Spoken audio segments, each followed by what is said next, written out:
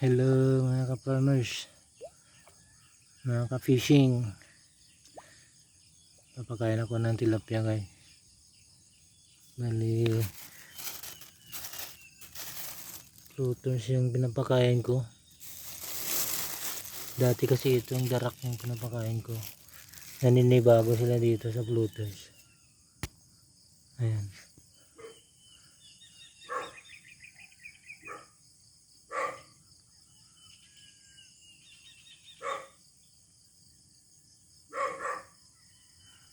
Parang hindi sila marunong kumain ng floaters.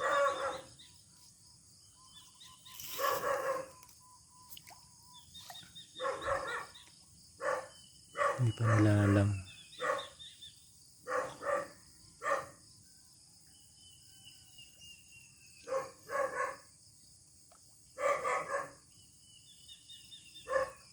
Pero pag darak yung ipakain mo, gawin sila.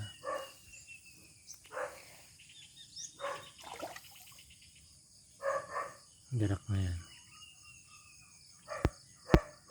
Yan, kain sila. Ang darak. Yan.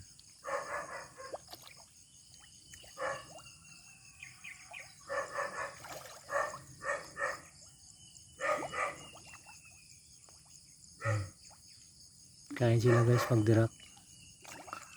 Pag floaters hindi nila kinakain. darak kinakain.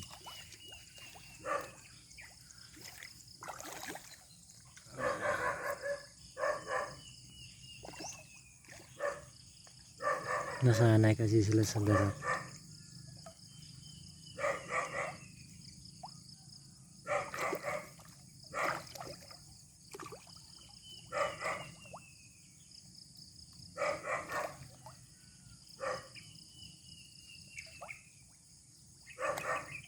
Pag may arthritis ka dito guys, kumain ka yung page yung pinapakain, magkakaroon ka ng arthritis. Pero pag organic, itong darak lang, okay lang siya.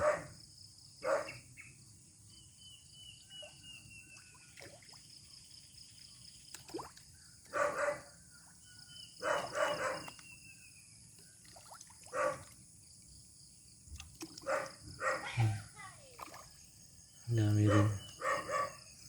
Hindi namin to bali yung mga anak ng yan, mga anak ng tilapia.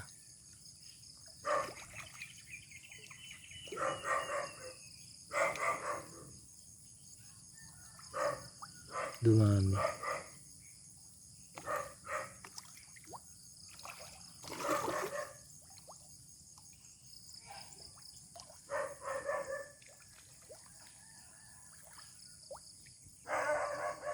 Katabi lang tong guys, palayan ko dito sa fishpond. Ito na yung palay guys na nambunuhan ko ng top dress. Ganda na. Ito pala yung ko ngayon, mga nyug tabi ng tabi ng isfal. Okay na, 3 years ito guys, mamumunga na.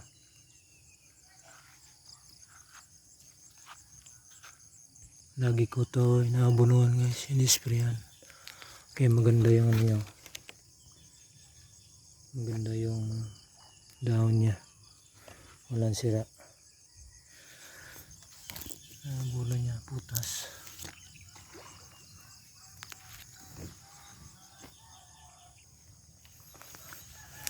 Bali naka-recover yung palay ko guys. Tingnan sa yan, siya guys, napatay yung dahon niya. Pero yung sumunod, ito na.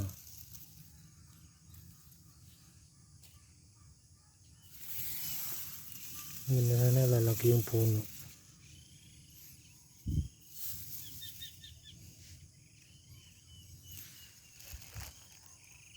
Ito rin yung mga saging ko guys na lakatan.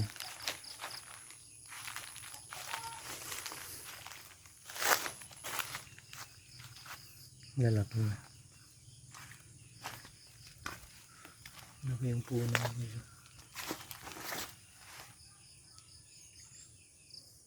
Lapit na umunga.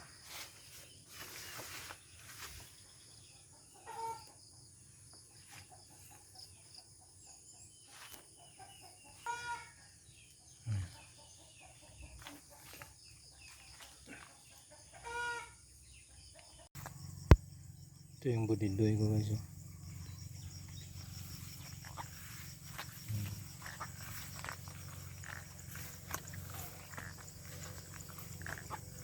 Maganda talaga pag ano, may putas yung iabuno mo.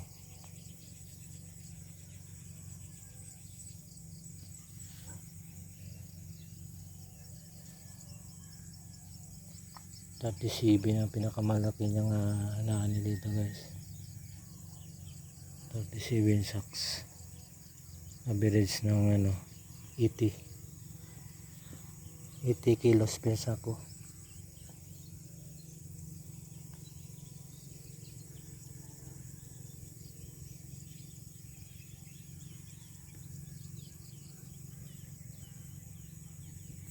Okay guys, salamat sa panonood.